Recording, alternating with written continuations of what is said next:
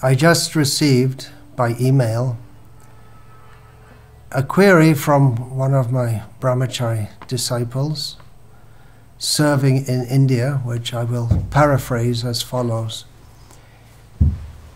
He said that we recently saw that Bhakti Charu Swami Maharaj, who appeared to be in very good health, he contracted a disease and within a short time he passed away. And that the same thing could happen to myself. And of course, we know that the time of everyone in this world is limited, and we're all going to pass away sooner or later. And death can come very suddenly, just in an instant. So I'm just adding a bit more to what he said. So his concern was that after I pass away, what will we do if we see that within the broader Vaishnava society there are so many deviations? Where shall we turn?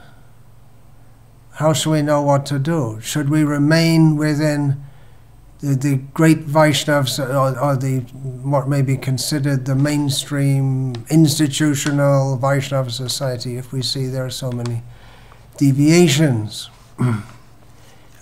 It becomes intolerable, and there's no one to guide us how to understand these things.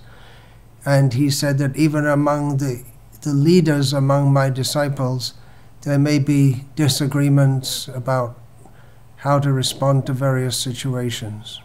So that was basically his query.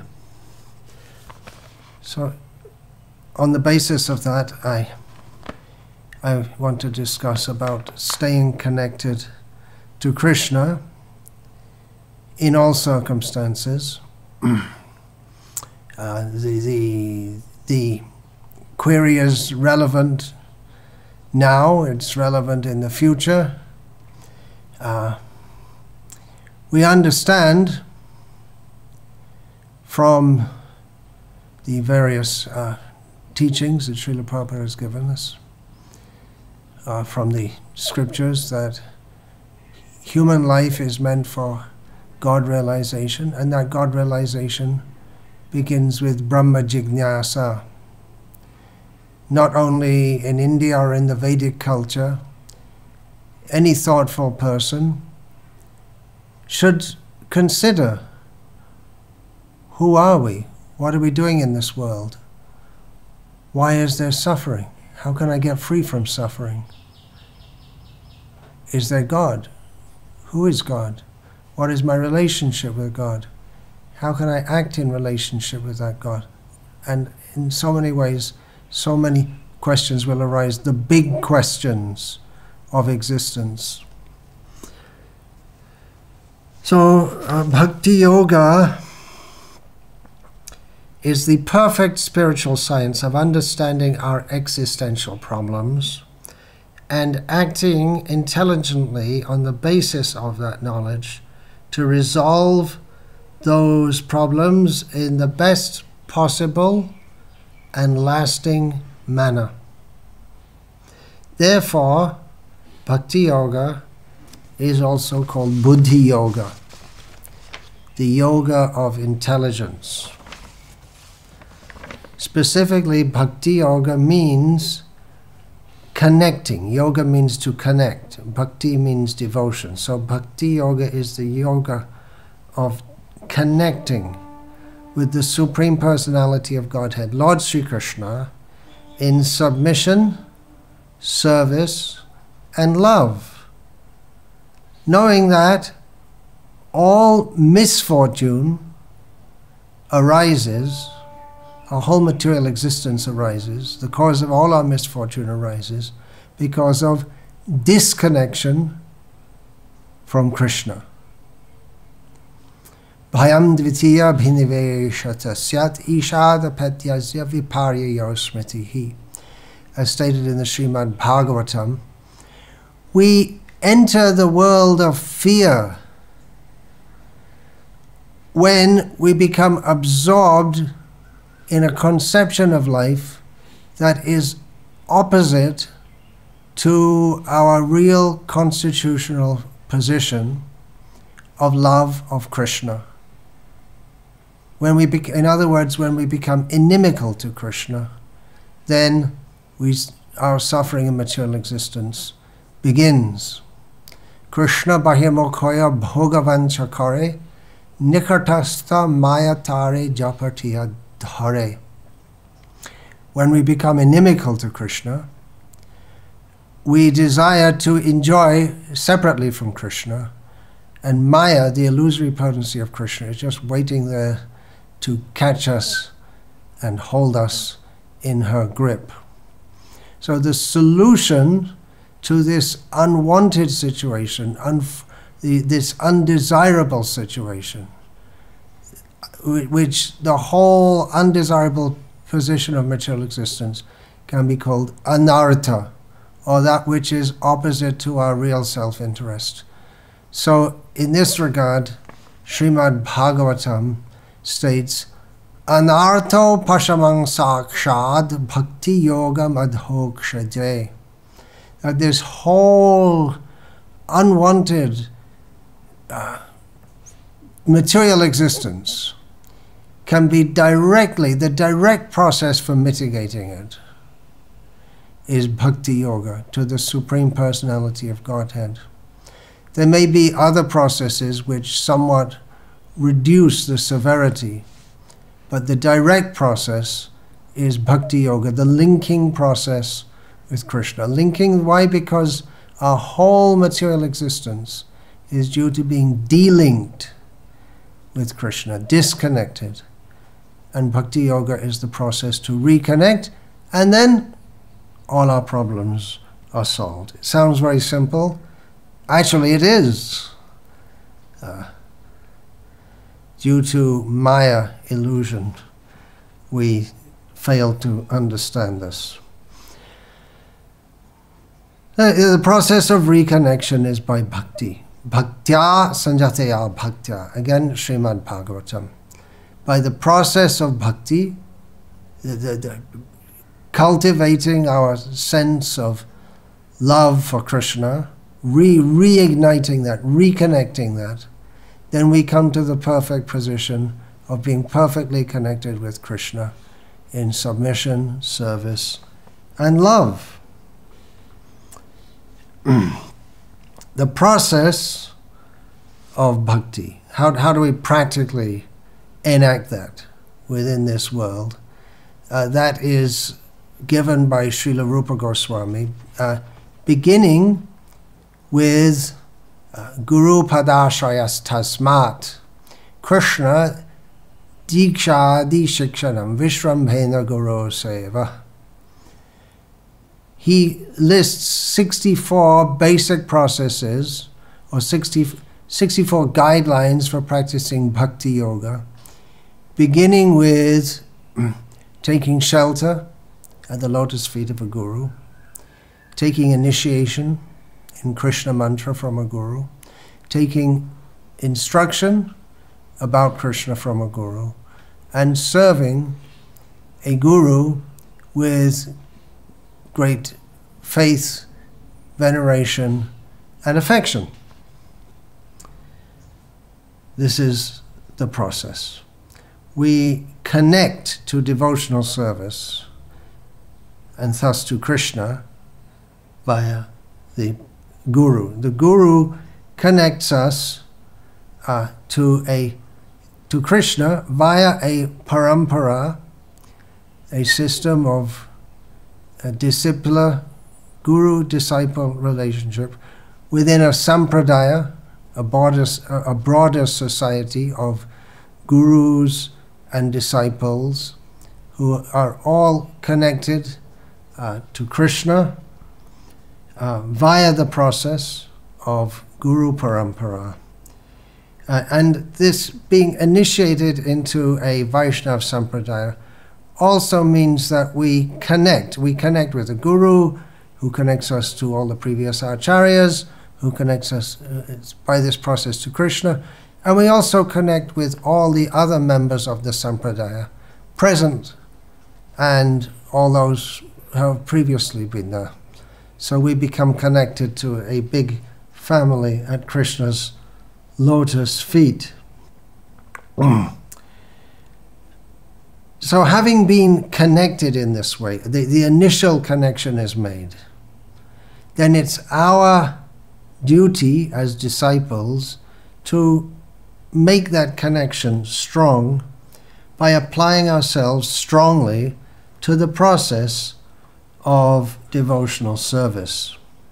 Another example is given in Sri Chaitanya Charitamrita, where Bhakti is the process of advancing in devotional service is compared to a creeper which grows around a tree, in which, having attained the seed of that creeper and then which sprouts within our heart, we have to water that plant, the creeper of devotional service, by hearing and chanting about Krishna and all the other processes which help us to become strong in devotional service, to grow toward Krishna, to make strong our connection with Krishna.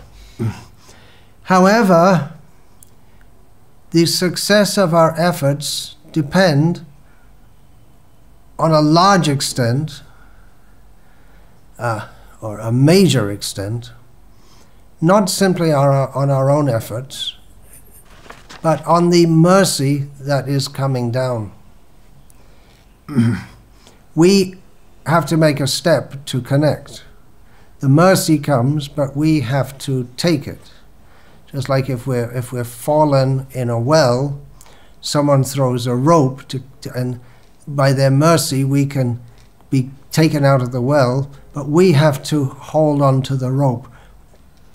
We have to do a little work ourselves. We're completely dependent for getting out of the well on the other person who's liberated, who's out of the well. We're completely dependent on their help. Without their help, there's no question of us getting out. But at the same time, we have to do a little work ourselves. We have to hold on to the rope. So in the same way, we have to make we have to do our work of hearing and chanting and serving Krishna. But to a large extent, how much we're able to connect with Krishna, how strong that connection is, how strong we can make that connection, depends on how strong the Sampradaya is and how well the Guru is connected. To give an example, we may have some superb electrical equipment, but if it's not plugged into the source, it's not going to work. So we can have a big religious institution with many spread very widely around the world, with many temples and many facilities. But if it's not properly connected to Krishna, then if it's not connected to Krishna, then it won't connect us to Krishna. Or it may be a faulty connection, just like sometimes the current may fluctuate, or some wire may be loose, and then even though we have superb electrical equipment, it doesn't work very well or doesn't work properly. It may malfunction or operate below its capacity if the connection is faulty. Sri Chaitanya Charitamrita describes the tree of devotional service coming from Chaitanya Mahaprabhu. How Chaitanya Mahaprabhu had so many followers, and they made more followers, more disciples, whose disciples made more followers, and in this way it's akin to a genealogical tree of which the trunk or the root, the root and the trunk is Chaitanya Mahaprabhu. Then the trunk has two main branches, Advaita and Nityananda. And there are many branches and sub-branches. And Chaitanya Mahaprabhu is also the gardener. The branches, and thus also the twigs, the leaves, the buds, the flowers, the fruits, they can all flourish if they're well connected to the trunk. That means the guru has to be well connected. And sometimes this term is used, well connected, and to use in terms of being connected to power. So if you're well connected, you can get ahead in life, not on your own, so much on your own abilities, but if you're well connected, you can get a good appointment if you know the people in power. So if we're well connected with, if our sampradaya is well connected with Krishna, or our religious institution is well connected with Krishna, then all the members within that can flourish. And particularly the guru is the link for the disciple. If he has many disciples, then the many disciples become like a branch of the tree, and they can flourish to the extent that the guru is well connected. So what does that mean, well connected? It's not like in material life, if it was some kind of nepotism is going on, but there is a standard for understanding if one is well connected with Krishna. That standard is by proper vichar, achar, and prachar. Vichar means proper understanding. Proper understanding of the teachings of the Vaishnava acharyas, which specifically are founded in the truths of Srimad Bhagavatam, of all the Vedic literature, but particularly Srimad Bhagavatam. Amnaya praha tattvam. We understand what is the reality of Krishna from Amnaya, the Vedic scriptures, as delivered by the Vaishnava acharyas. And so the vichar, the proper understanding, which the guru is a spiritual teacher and is meant to teach that, so he has to teach the right thing, obviously, and he will do if he has the right understanding, which he gets from his guru, which ultimately comes from Krishna himself. Krishna hoite chatur mukha, hoy Krishna shevan mukha. The parampara begins with Krishna speaking to Brahma, and Brahma hoite naradera matin. Then Brahma speaks to Narada, and in this way the parampara comes down over long periods of time. So vichar and then achar. The one has to act properly in devotional service. There are certain rules and regulations that we have to follow, which are again given in scripture, and which they work with the proper understanding, which is given the vichar, so that we can act in such a way that we act in accord with that understanding. We act in such a way that we become Krishna conscious. We connect with Krishna. Certain things that we do will connect us with Krishna. Certain things that if we do, they will disconnect us from Krishna. So the whole process is one of connection. And then again there is prachar, because how does the tree develop? How does the parampara develop? Because the gurus, they teach, they go out among people who are not devotees and teach and induce them to come to Krishna consciousness. And the preaching is based on the same standard vichar.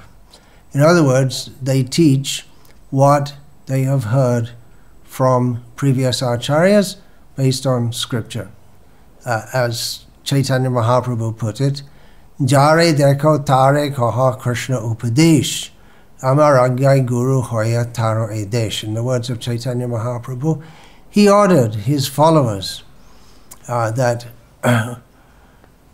whoever you see, speak to them the instructions of Krishna. On my order, Chaitanya Mahaprabhu said, becoming a guru, you deliver this land. So this is the process by which Chaitanya Mahaprabhu wants to connect people to his tree of devotional service. So how can we know if the connection is there? Well, it's recognizable. The achar, vichar, prachar, they're the same as... How do we know if the guru is connected? His achar, vichar, prachar are the same as that of the previous acharyas. Especially again the vichar, which relates as the prachar, and the achar. So it's all in line. We can see that the way the previous acharyas spoke and acted and talked, if we see the same thing, then in the present acharyas, in the present sampradaya, then we know it is well connected with Krishna through the process of parampara. Even a very big branch of a tree will gradually shrivel and dry up if somehow it becomes not well connected. Somehow someone puts poison on the tree, or cuts it, or lightning hits it, or for whatever reason. So in the same way, there may be devotees who are well connected, but then somehow or other, if the guru apyavaliptasya karya ajanataha utpanna pratipannasya parityago vidhiyate. The injunction is that if someone is in the position of a guru, but he's not well situated, is addicted to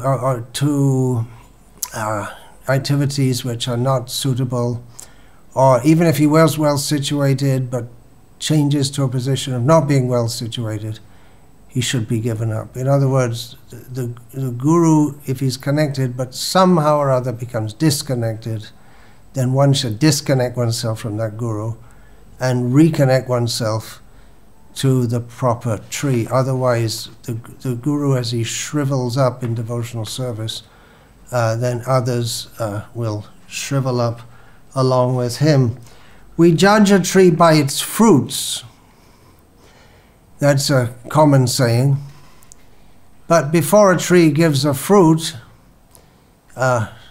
we can understand it, even if one is expert arborist, sorry, trying to say this, one knows about trees, then he can know from the leaves and the bark, even of a sapling, that this is a mango tree or a sapota tree or something like that. So the tree of pure devotional, the tree of devotional service that Chaitanya Mahaprabhu brought to the world is Prema Kalpataru. It is the tree of prema, pure love of Krishna, which fulfills all the heart's desires of the living beings.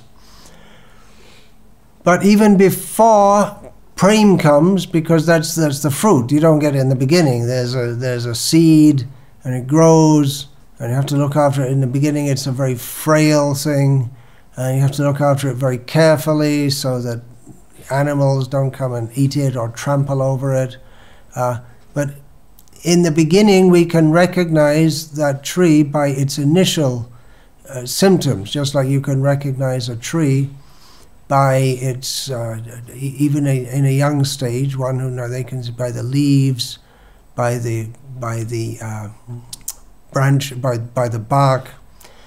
So in the same way, the initial stage, which must be there in the tree, in an immature stage and in an immature stage, is vairagya vidya, detachment and knowledge.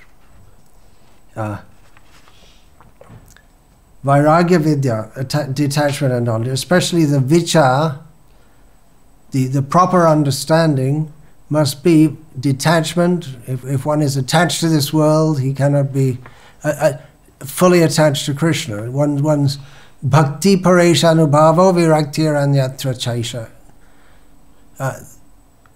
One's bhakti means attachment to Krishna and concomitant detachment from this world. So if one is attached to this world, that means he's not attached to Krishna, or that definitely one cannot get full attachment to Krishna. There may be some attachment to Krishna, but full attachment means detachment from this world. So vairagya and vidya, one should know that Krishna is the Supreme Personality of Godhead. I am his eternal servant. I am now in this material world having forgotten him. I'm trying to reconnect to him through the process of devotional service. So vairagya and vidya must be there. These are the initial and unfailing, indispensable symptoms of pure devotional service, which we'll see in every case. There may be many varieties of mango tree, but there are basic characteristics by which we know they are mango trees and not any other trees. In this regard, about Sri Chaitanya Mahaprabhu, it stated, Vairagya Vidyanija Bhakti Yogam Shikshartam Eka Purusha Purana Shri Krishna Chaitanya Sharira Dhari Kripam Bhate Yastamaham Prapadye. Sarvabhauma Bhattacharya said that I take shelter of, I surrender to Chaitanya Mahaprabhu, who is an ocean of mercy. Being an ocean of mercy, he came to this world to teach the linking process of devotional service to himself, which is characterized by vairagya and vidya. Even though he is that same original Supreme Personality of Godhead who is the object of devotion, who devotion is to be offered to, and who came in this world to teach that out of his mercy. So this detachment and knowledge, these are indispensable. And this acha, vicha, pracha, they're all interlinked with vairagya and vidya. One should know vicha, one should understand that I'm nothing to do with this world, I'm only connected to Krishna. This is vairagya vidya. And one acts in such a way that will be pleasing to Krishna, not pleasing to one's own misconceptions of how I should act, based on the illusion that arises from being disconnected with Krishna. And pracha means to tell people this, to tell people that we need to reconnect with Krishna. So it's all based on this vairagya and vidya. Now, if we follow all of this acha, vicha, pracha, that will give rise to the fruit of prem, the fruit of love of Krishna. We have a proper understanding. Just like there's a way to cultivate mango trees, in a way that one will get abundant fruits. One has to know.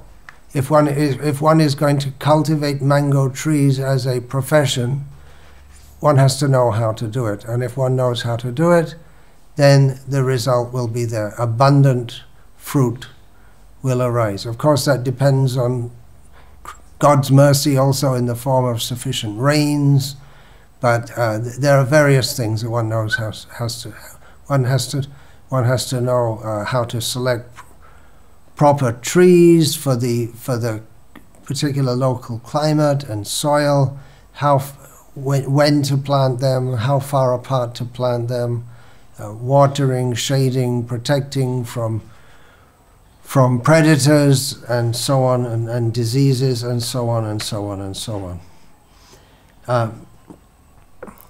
So one has to be under the guidance of someone who knows how to properly cultivate this, and one has to learn from that person how to oneself cultivate this vairagya vidya, acha, vicha, pracha, so that his tree of devotional service grows very nicely, and he's well connected to the original tree of devotional service. If someone promises, I'll give you plenty of mangoes, I'll give you the fruit of prem, but doesn't give the standard process of the standard understanding, he doesn't teach us, he doesn't give us the prachar, the proper teaching, if he doesn't give us the proper acha, vicha, prachar, then he's cheating. We can understand he's not properly linked.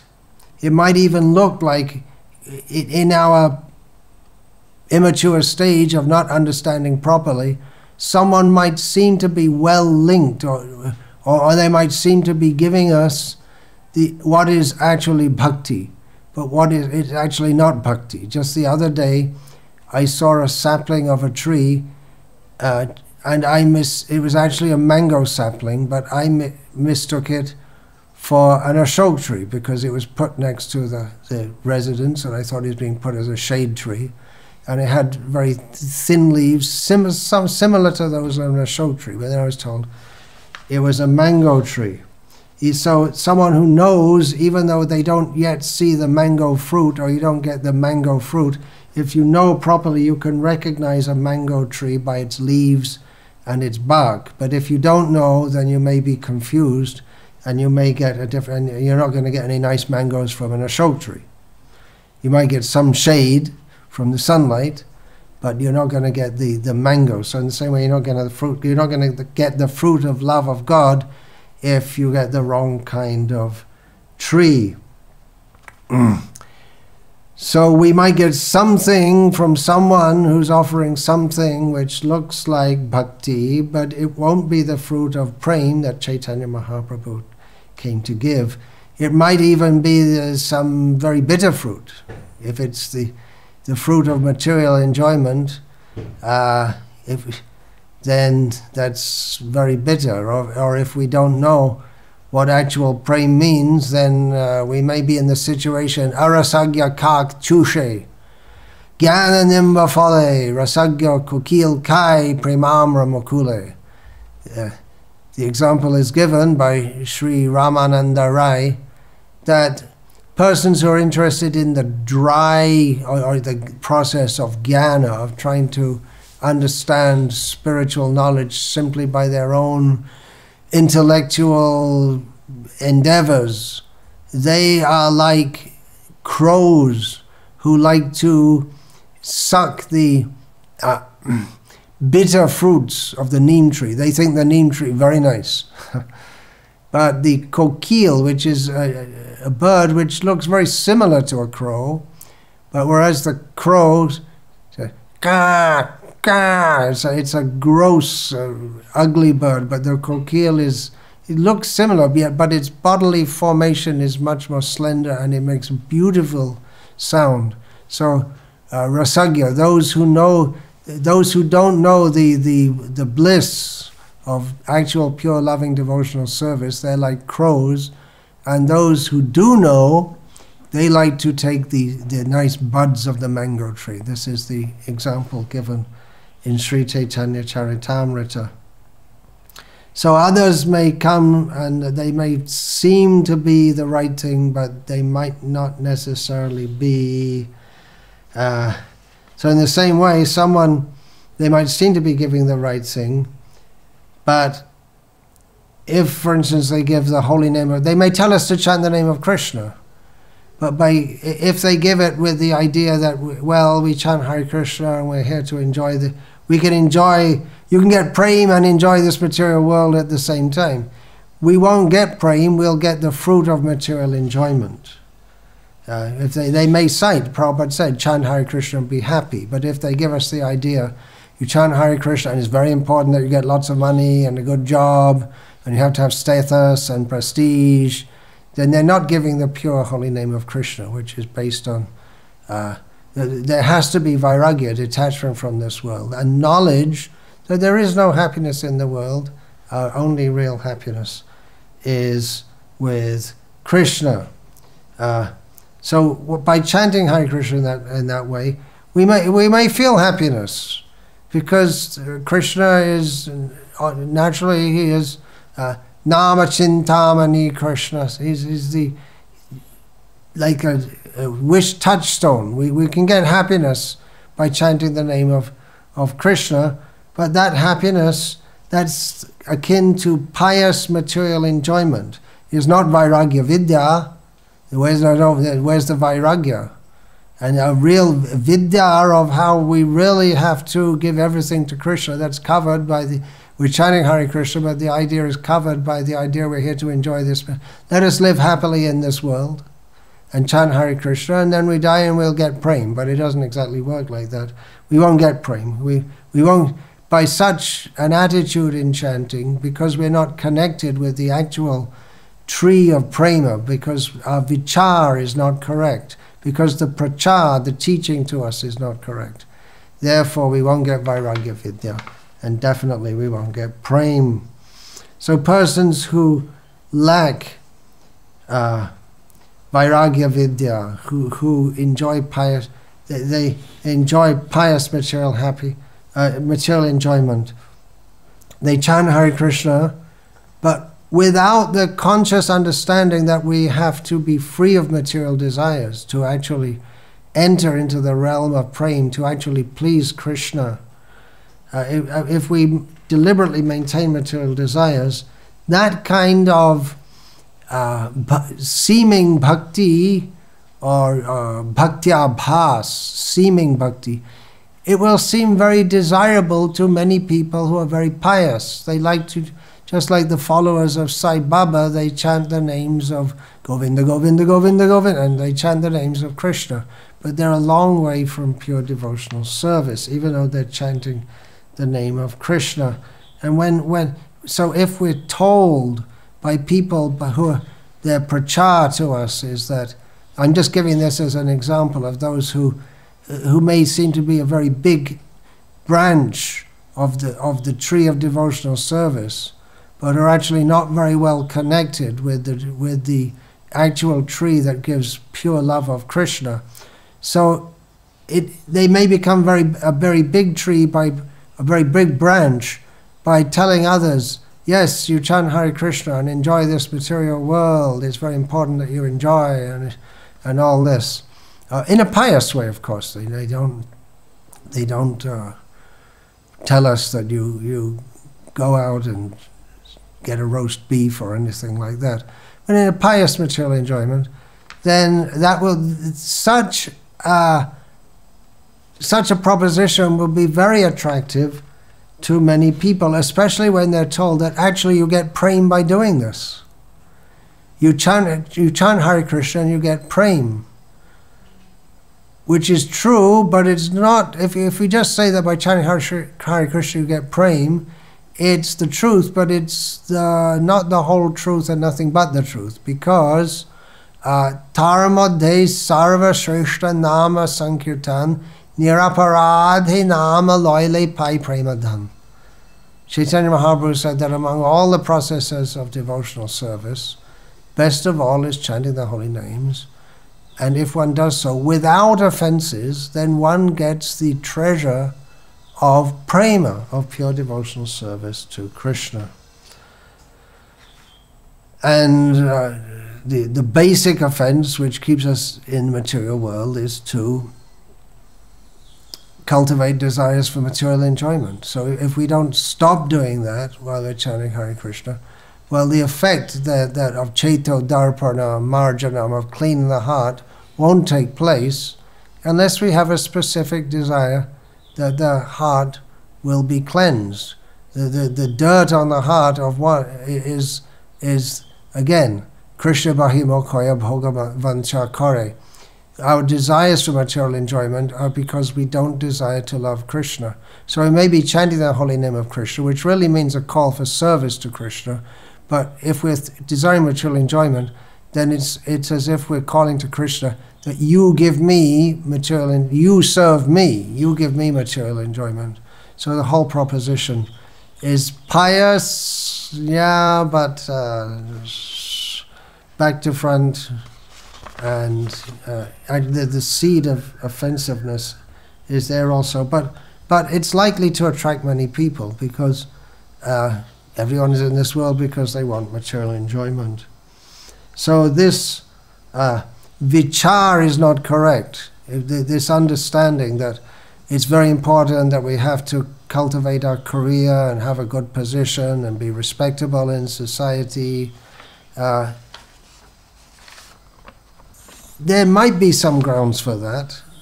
It's arguable, but when it becomes central to our whole understanding of what we're doing in devotional service, then the vichar is, or the understanding is not correct. And again, we may get many followers by prachar, by preaching in this way, because it appeals to pious people, of whom there are many among Hindus in general. But it's a kind of cheating, and it certainly doesn't properly connect us to the parampara vichar. And what will happen is that if our vichar is incorrect, our prachar is incorrect, then gradually our achar will become incorrect. Achar incorrect, well, obvious manifestations of that will be gross sexual fall down, and eating meat, fish, eggs, all this kind of thing. This is gross fall down in achar. But it can begin more subtly also. And in this way, a big strong branch can dry up.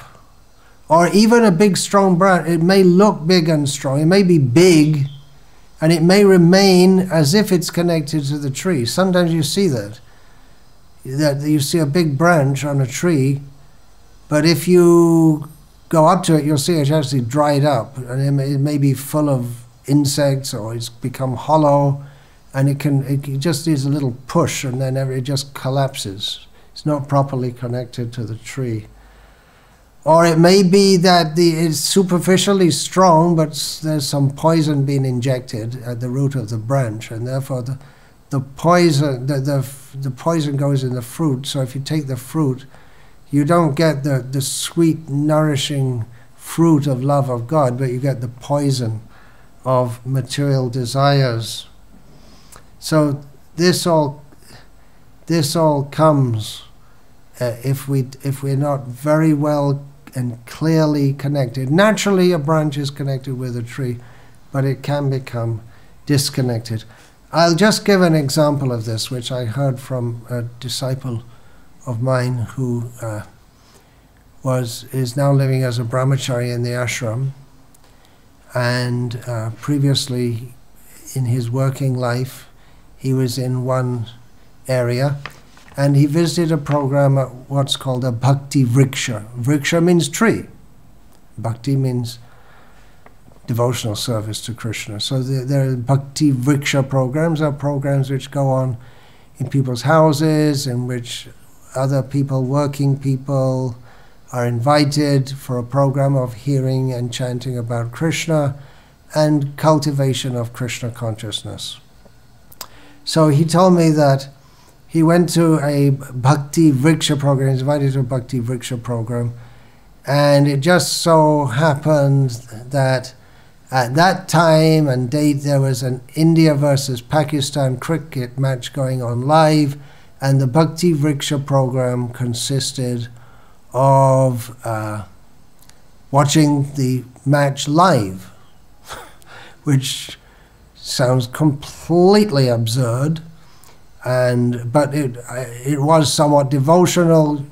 You could say that when India got a run or something, everyone would call out Hari Bol, and at the end India won, and everyone was very happy, and for prasadam was distributed kachoris purchased from a local supermarket. So this sounds ridiculous, but it's as it's related to me. And I'm told also that even leaders of some of these Bhakti Vriksha groups in that area, they regularly go to outside restaurants in which all the preparations are cooked with onions and garlic, because they're told, or they whatever, something's wrong there. If we know the science of Bhakti Yoga, there's obviously something seriously wrong there. And these Bhakti Vriksha groups, they are made in such a way that new people are brought in, and regularly when the guru comes, who's the guru of all these Bhakti Vriksha groups, then the Bhakti Vriksha leaders, who themselves are eating garlic and onions, at least when they go to the restaurants, and who don't follow the principle of giving proper prachar, and who think that good vichar is that when India beat Pakistan at a cricket match, that's good. In other words, they're quite deviated from the basic understanding and practices of devotional service. Their achar, also eating food, grains from cooked by non-devotees, and giving that in the name of prasad. And part or a purpose of this Bhakti Vriksha group is that whenever the guru comes, you bring people for initiation, and the guru initiates more and more people who have no basic understanding of what is proper achar or vichar, because they've been given the wrong kind of prachar. And the whole, so in this way it may seem that the branch is becoming very big, but the connection doesn't seem to be very strong. Although they're told that the connection is strong, because they're told that this guru is a personal associate of Lord Chaitanya, and he can give you special mercy. And with that misunderstanding, the idea is that, well, you can do it. You can do all kinds of things which good, pious Hindus do, such as cheering on India against the Pakistan cricket team, and eating vegetarian food, and saying Hari Bol, not whatever sawas or whatever, when they get a run. And then in this way, with this special mercy, you surpass all the rules given by Rupa Goswami. I mean, they don't actually preach like that, but there seems to be some kind of understanding like that. So here we see that because the vichar and the prachar and the achar are all compromised into sense gratification, not at this stage very gross, you could say. I mean, there are much more gross sense gratificatory acts than eating kachoris purchased from a supermarket, although I certainly don't recommend it at all, and I've never personally done it. I never will do it, as Krishna give me proper sense. But it's definitely the opposite of vairagya vidya, of understanding how that we're supposed to do everything anukulyasya sankalpa pratikulyasya varjanam. We're supposed to accept only activities which are favorable for our advancement in devotional service, and reject all of those which are opposite. But if we don't have a proper understanding of all these things, then in the name of devotional service, we remain disconnected from Krishna. And in the name of spreading the devotional service more and more and more, we connect people to a disconnected branch. Or at least we can say it's not very well connected. It's not connected on proper understanding. And with that lack of real connection with Chaitanya Mahaprabhu, then although we may think we're connected, just like so many different upper sampradayas may think they're connected, but they don't have a proper connection, and therefore they don't get the actual fruit of love of Krishna. So we have to be very careful. If we see through the eye of Shastra, which we're supposed to be given by our gurus, Ajnana timirandhasya jnananjana shalakaya chakshuranmilitam yena tasmai Shri Gurave Namaha. We should be able to see what is reality, what is to be done and what is not to be done. Pravritincha nivritincha janana vidurasuraha. A symptom of demoniac people is they have no proper understanding of what should be done and what should not be done. So we should be able to recognize what is proper and what is not proper. We should be able to recognize nonsense. If someone speaks nonsense, they tell us, yes, it's good to watch cricket matches in the name of devotional service. Or they habitually speak nonsense. Just, for instance, telling a lot of jokes, wisecracks, and a whole talk, just a bunch of wisecracks and things which are very entertaining, which is nonsense. There's nothing about Krishna. We should, if we have a tall actual mercy from a guru, then we should be able to know what is nonsense. It has no connection with Krishna and Krishna consciousness. Even if the speaker is superficially connected. He may say, well, I'm initiated by this guru who's initiated by Prabhupada. Nonsense should be easy to recognize. If we don't recognize, then we are nonsense. And we may be told, oh no, you see, his guru's an acharya and his guru authorizes it and he approves it. And therefore we should, because his guru approves it, therefore we should not say anything against it. We should know that it's proper, but we should know nonsense is nonsense, and anyone who condones nonsense is also nonsense. And even if that person who condones it is supposed to be a great Vaishnava Acharya, we can know from the symptoms he's disconnected from the actual parampara. Nonsense is nonsense. It's not that hard to understand, however much you may try to pretend that it's not nonsense. Sometimes the example is given of the snake and the rope. That if the guru tells you a rope is a snake, you should think it's a snake. You should say, yes, it's a snake. Or if the guru tells you there's a snake and he tells you, no, it's a rope, you should say, yes, it's a rope. This example is given. But this is a misunderstanding, which as far as I know is only extant within ISKCON, but it may be broadly also, of a common example that is given, for instance, several times in Srimad Bhagavatam, of mistaking a rope to be a snake, which you may see in the twilight, at dawn and at dusk. You may see a rope, and probably in the West you wouldn't, in most places in the West, unless maybe you're in Florida or somewhere where there are plenty of rattlesnakes, but in most places in the West, you wouldn't even think of seeing a snake anywhere.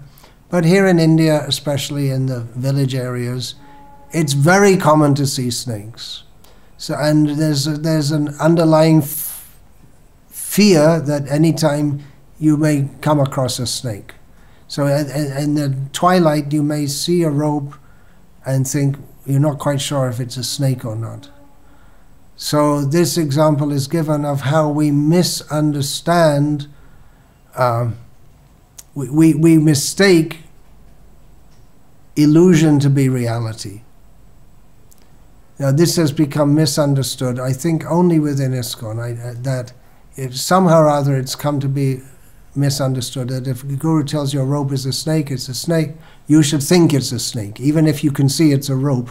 But the guru is supposed to give you the spiritual vision, jnana chakshu, shastra chakshu, by which one can distinguish reality from illusion, not that we blindly follow the Guru if he tells us that what is wrong is right and what is right is wrong. It's a total misunderstanding. Nonsense is nonsense.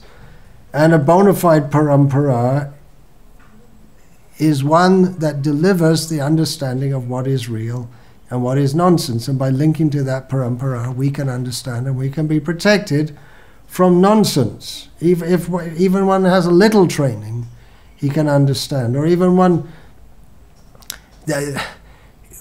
doesn't have to be a great Vaishnava philosopher to understand that if someone is going on and on talking jokes, this and that, is not the message of the absolute truth given by Vyasadeva and delivered in the parampara.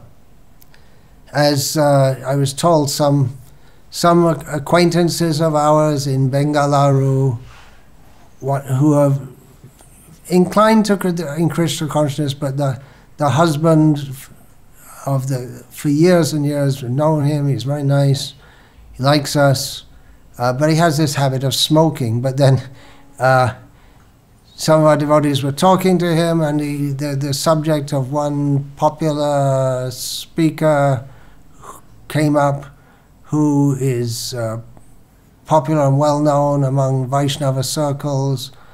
But this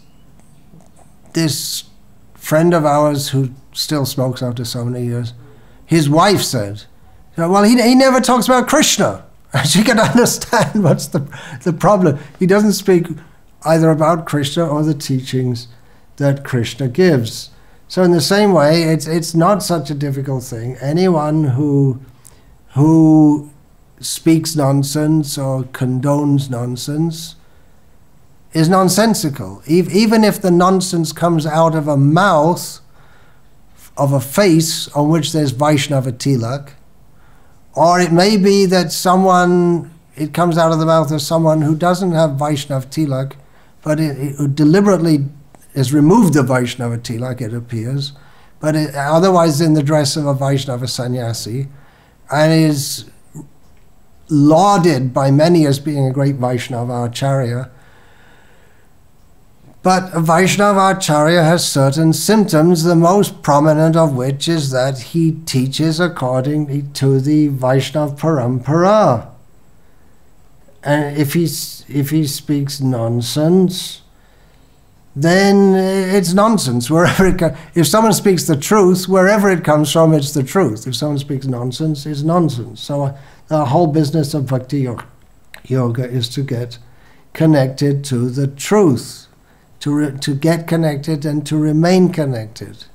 That's Bhakti Yoga. Bhakti Yoga, Krishna consciousness, is a great science. Bhakti doesn't come from nonsense. It's the antithesis of nonsense. Now, of course, for preaching Krishna consciousness, little adjustments here and there may be made by expert acharyas, just like someone is he's expert in cultivating mango trees, so he may make different adjustments according to the soil in different places or the climate in different places.